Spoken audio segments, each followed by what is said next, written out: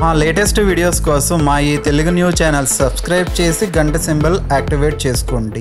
కలియుగాంతానికి ముందు కనిపించే 10 లక్షణాలు ఇవే. వీటిల్లో చాలా విషయాలు ఆల్రెడీ జరిగిపోతున్నాయి, మన కళ్ళ ముందే కనిపిస్తూ ఉన్నాయి. కలియుగాంతంలో ఈ ఘోరాలు జరుగుతాయని పురాణాలు వివరంగా చెప్పాయి. ఆ ఘోరాలు మన కళ్ళ ముందే జరుగుతున్నాయి అంటే కలియుగాంతం వచ్చేసిందా అని డౌట్ రావచ్చు. మరి ఆ విషయాలన్నిటినీ కూడా ఈరోజు ఈ వీడియోలో వివరంగా తెలుసుకుందాం. ఫ్రెండ్స్, ఫస్ట్ అయితే ఈ వీడియోకి ఒక లైక్ కొట్టి మా ఛానల్ని సబ్స్క్రైబ్ చేసుకోండి. అలాగే మా వీడియోని ఎక్కడా స్కిప్ చేయకుండా పూర్తిగా చూడండి, అప్పుడే మేము చెప్పేవి మీకు అర్థమవుతాయి. కలియుగాంతంలో కొన్ని దారుణాలు జరుగుతాయని బ్రహ్మ వైవర్త పురాణంలో, భాగవతంలో, విష్ణు పురాణంలో చాలా చోట్ల ఉన్నాయి. కలియుగాంతం మొదటి లక్షణం ఏమిటి అంటే కలియుగం ముదిరిపోతే రోగం లేనివాడు, మనస్తాపం లేనివాడు ఒక మనిషి కూడా ఉండడు. అంటే ప్రతి ఒక్కరికి భౌతిక రోగం కానీ లేదా మానసిక రోగం కానీ ఉంటుంది. ఇవి లేనివాడు ఎవడూ ఉండడు.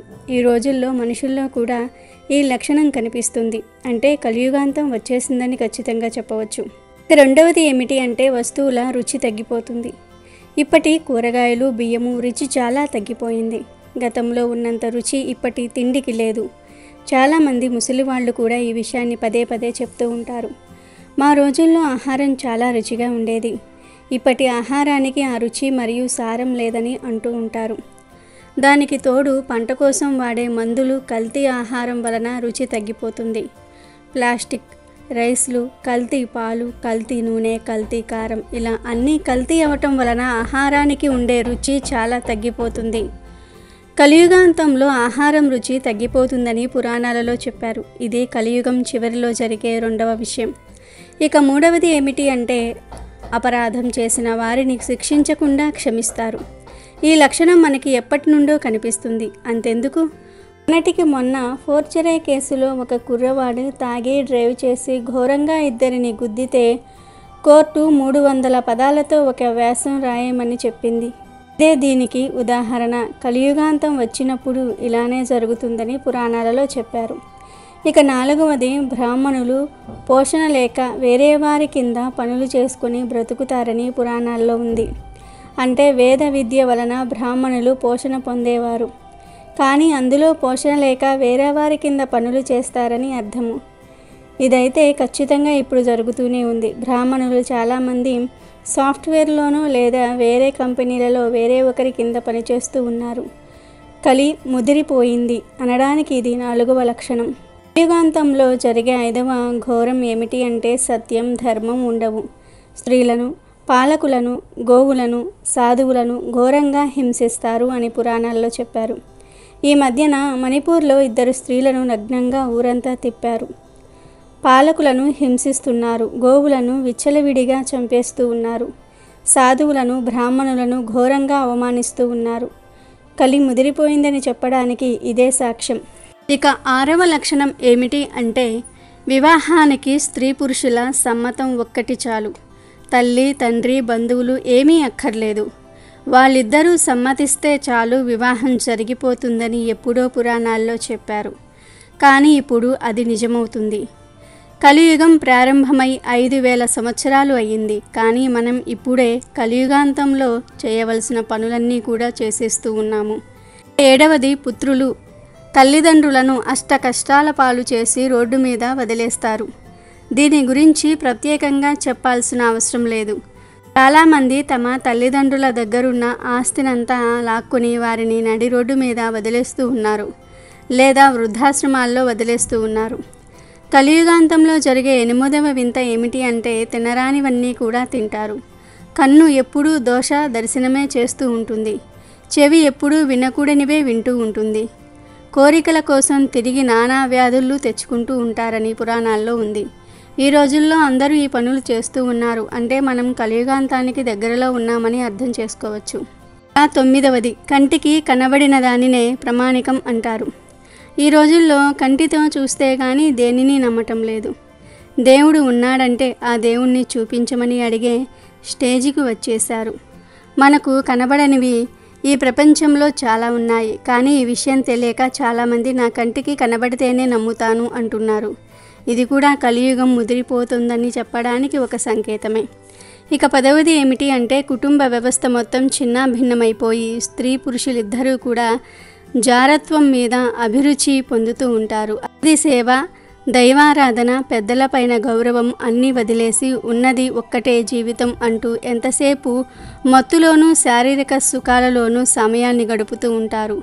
స్త్రీలు అక్రమ సంబంధాలు పెట్టుకొని ఆ జార పురుషుణ్ణి ఎక్కువగా ప్రేమించి వాడి కోసం కన్న బిడ్డలను కూడా తల్లి కడతేరుస్తుందని చెప్పారు. ఇది చాలా బాధాకరమైన విషయం. కానీ న్యూస్ పేపర్లో ఇలాంటివి ప్రతిరోజు కనిపిస్తూనే ఉన్నాయి. అలాగే పురుషుడు కూడా మిత్రుడి భార్యతో సంభోగం చేయటం లాంటివన్నీ కూడా చేస్తాడని చెప్పారు. అంతేకాదు విద్యార్థులకు గురువులు భయపడవలసిన పరిస్థితి వస్తుంది. పాలకులే స్వార్థం కోసం ఉపద్రవాలు సృష్టించి ప్రజలను క్షోభకు గురి చేస్తారు. ఈ విషయం గురించి చెప్పనవసరం లేదు. ఇప్పుడు రాజకీయ నాయకులు ప్రజలను రెచ్చగొట్టి వారు కొట్టుకునేలాగా, చంపుకునేలాగా ఉసిగొలుపుతూ ఉన్నారు. రాష్ట్ర వ్యాప్తంగా, దేశవ్యాప్తంగా జరుగుతున్నది ఇదే. అంతేకాదు విపరీత పన్నులు వసూలు చేస్తారు. యజ్ఞ యాగాదులు జరక్క ప్రకృతి క్షోభిస్తుంది. పంటలు సకాలంలో పండవు, వర్షాలు పడవు, జలాశయాలు జలహీనాలు అయిపోతాయి, వృక్షాలు బలహీనాలు అయిపోతాయి. తులసిని, గంగను అవహేళన చేస్తారు. రాక్షసులకు శరీరాలు ఉండవు. ప్రతి మనిషిలో గుణాల రూపంలో మనసులో రాక్షసులే ఉంటారు. జనాలు కిరాతకుల్లాగా ప్రవర్తిస్తారు. మనుషులకు జీవితం మీద విరక్తి కలుగుతుంది. చిచ్చి, అసలు నేను ఎందుకు బ్రతుకుతున్నాను అని అనిపిస్తుంది. ఇది కలియుగం ముదిరినప్పుడు కనిపించే లక్షణాలు. వీటిల్లో చాలా లక్షణాలు మనకు కనిపిస్తూనే ఉన్నాయి. అలా అయితే ఇప్పుడు కలియుగం అంతమైపోతుందా అని మీకు డౌట్ రావచ్చు. కలియుగంలో మొత్తం 4 భాగాలు ఉన్నాయి. అందులో మొట్టమొదటి భాగం చివరికి వచ్చేసరికి ఇవన్నీ జరుగుతాయి. ఇక 2వ భాగానికి వచ్చేసరికి భగవంతుడి నామ ఉచ్చారణ అనేది ఎక్కడా కనిపించదు. 3వ భాగానికి వచ్చేసరికి భగవంతుణ్ణి ఎలా ఆరాధించాలి అనే విషయాన్ని కూడా మర్చిపోతారు. యజ్ఞం కానీ, స్వాహకారం కానీ, ఓంకారం కానీ ఇవేమీ భూమి మీద వినిపించవు, కనిపించవు. పుణ్యాత్ముడు అనేవాడు భూమి మీద ఉండడు.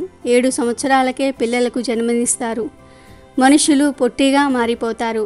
18 సంవత్సరాల ఆయుర్దాయాన్ని కలిగి ఉంటారు. భూమి మీద పంటలు పండక జనాలు అరణ్యాలలోనికి వెళ్ళి మధు మాంసాన్ని తింటూ అక్కడ బ్రతుకుతూ ఉంటారు. ఇక చివరి భాగం వచ్చేసరికి 100 ఏళ్ల పాటు వానలు కురవక ఆకలి దప్పులతో మనుషులే ఒకరిని ఒకరు చంపుకుని తింటూ ఉంటారు. ప్రచండమైన సూర్య తాపం, అఖండమైన వర్షంతో భూమి అంతా కూడా నాశనమయ్యే స్థితి వస్తుంది. ఇప్పుడు కల్కి భగవానుడు వచ్చి పాషాండత్వాన్ని నాశనం చేసి ధర్మ స్థాపన చేస్తాడని పురాణాలు చెప్తూ ఉన్నాయి. మనం మొట్టమొదటి భాగంలో ఉన్నాము. ఇంకా కలియుగాంతం చాలా దూరంలో ఉంది. ఈ బాధలన్నీ పడకుండా మనం తప్పించుకోవాలంటే ప్రతిరోజు నల దమయంతి, నలమహారాజు, కర్కోటకుడు, ఋతుపర్ణుడు అని అనుకోవాలి. అలాగే భగవన్నామాన్ని స్మరించాలి. అప్పుడు కలియుగ ప్రభావం లేకుండా తప్పించుకోవచ్చు. కలియుగం చివరి రోజుల్లో ఏం జరుగుతుంది? కలియుగాంతం ఎలా ఉంటుంది? కలియుగంలో స్త్రీ పురుషులు ఎలా ఉంటారు అనే విషయాలను ఈరోజు మనం ఈ వీడియోలో తెలుసుకుందాము. ఈ అనంతకాల చక్రంలో యుగాలు 4. అవి సత్యయుగం, త్రేతాయుగం, ద్వాపరయుగం, కలియుగం. వీటిల్లో ఇప్పటికీ 3 యుగాలు గడవగా ప్రస్తుతం కలియుగం నడుస్తుంది. కలియుగం పూర్తవ్వగానే మరలా కాలచక్రం తిరిగి ప్రారంభమవుతుంది.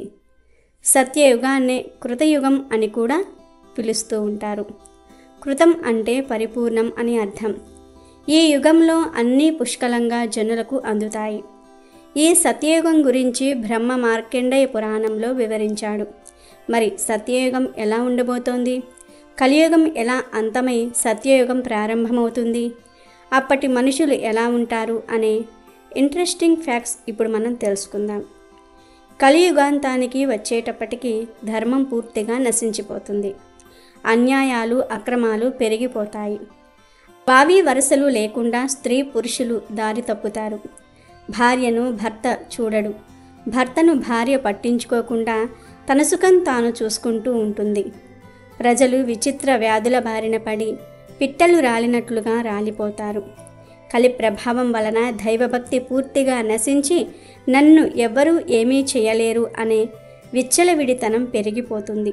ఆకస్మిక ఉత్పాతాలు సంభవించి దేశాలకు దేశాలే కడలిలో కలిసిపోతాయి.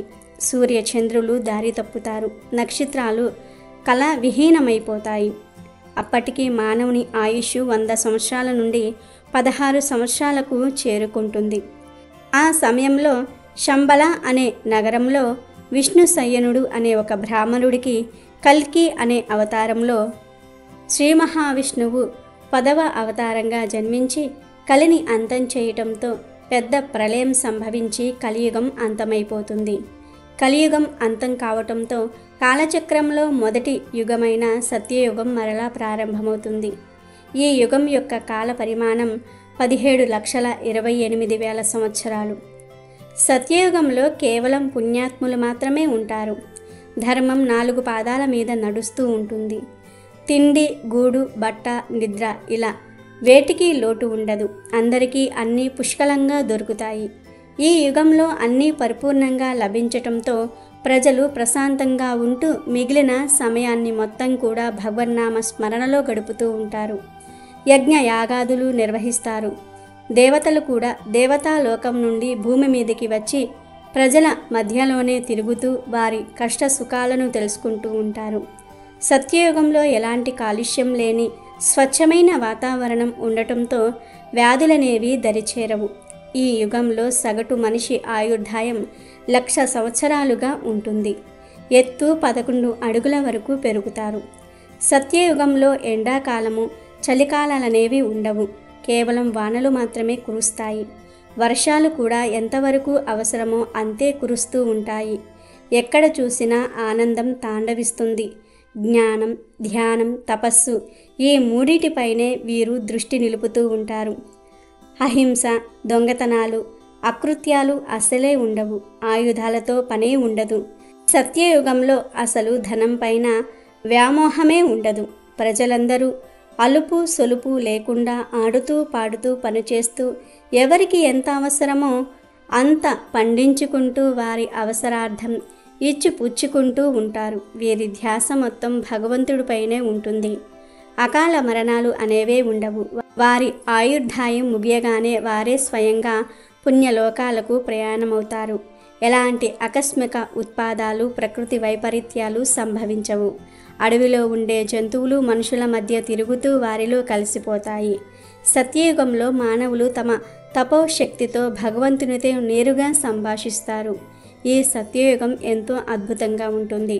ఈ సత్యయుగంలో జన్మించాలంటే ఇప్పటి నుండే ఎదుటివారికి సాయం చేస్తూ, అవసరమైన వారికి దాన ధర్మాలు చేస్తూ మంచి మనస్సుతో భగవంతుని నామస్మరణ చేయాల్సి ఉంటుంది. అప్పుడు సత్యయుగంలో మళ్ళీ జన్మిస్తారు. అయితే సత్యయుగంలోనికి మనం అడుగు పెట్టాలంటే కలియుగాన్ని దాటాలి. ఈ కలియుగం ఎలా ఉంటుంది అనే విషయాలను కూడా చూద్దాం. మన సనాతన ధర్మంలో అన్ని విషయాలను ముందే చెప్పారు. అష్టాదశ పురాణాలలో ఒకటైన శ్రీమద్భాగవతం చెప్పిన 15 అంశాలు ఇప్పుడు నిజమవుతూ ఉన్నాయి. కలియుగం ఎలా ఉంటుందో ఈ పురాణంలో కొన్ని శ్లోకాలలో వివరించారు. మతం, నిజాయితీ, పరిశుభ్రత, సహనం, దయ, జీవించే కాలం, శారీరక బలం, జ్ఞాపక శక్తి కలియుగంలో రోజురోజుకు క్షీణిస్తాయి. శక్తివంతమైన కలి ప్రభావమే దీనికి కారణం. వ్యక్తి గుణగణాలను, ప్రవర్తనను, అదృష్టాన్ని నిర్ణయించేది అతనికి గల సంపదే. అధికారంలో ఉన్నవారికే న్యాయం దక్కుతుంది. స్త్రీ పురుషులు పై ఆకర్షణల కారణంగానే కలిసి ఉంటారు. వ్యాపార విజయానికి మోసమే అధికారమవుతుంది. శృంగార సామర్థ్యం ఆధారంగానే స్త్రీతత్వాన్ని, పురుషతత్వాన్ని నిర్ణయిస్తారు. కేవలం జంధ్యం మాత్రమే ఓ వ్యక్తి బ్రాహ్మణుడని గుర్తించే సంకేతంగా ఉంటుంది. వ్యక్తి ఆధ్యాత్మిక స్థితిని అతని వద్ద పైకి కనిపించే గుర్తుల ఆధారంగానే గుర్తిస్తారు. వాటి ఆధారంగానే ఒక ఆధ్యాత్మిక విధానం నుండి మరో దానికి మారుతూ ఉంటారు. సరైన సంపాదన లేని వ్యక్తి యోగ్యతపై తీవ్రమైన ప్రశ్నలు ఎదురవుతూ ఉంటాయి. పదాల పనికట్టులో నైపుణ్యం ఉన్నవారిని పండితులు అంటారు. డబ్బులోని వ్యక్తిని అపవిత్రుడు అంటారు. కపటం, మాయ ఉన్న వ్యక్తులను సుగుణాల రాశి అంటారు. నోటి మాటలతోనే పెళ్ళిళ్ళు చేస్తూ ఉంటారు. కేవలం స్నానం చేసినంత మాత్రానే బహిరంగంగా కనిపించడానికి అర్హులం అయిపోయాం అని జనం భావిస్తూ ఉంటారు. కొద్ది దూరంలో జలాశయం ఉన్న చోటునే పవిత్రత స్థలంగా భావిస్తారు. సౌందర్యం హెయిర్ స్టైల్పై ఆధారపడి ఉంటుంది అనుకుంటూ ఉంటారు. కడుపు నింపుకోవటమే జీవిత పరమార్థం అవుతుంది. మొండిగా వ్యవహరించే వారే నిజాయితీపరులుగా ఆమోదం పొందుతారు. కుటుంబాన్ని పోషించగలిగేవాడు గొప్ప నిపుణుడిగా పేరు తెచ్చుకుంటాడు. కీర్తి కోసమే మత సిద్ధాంతాలు పాటిస్తారు.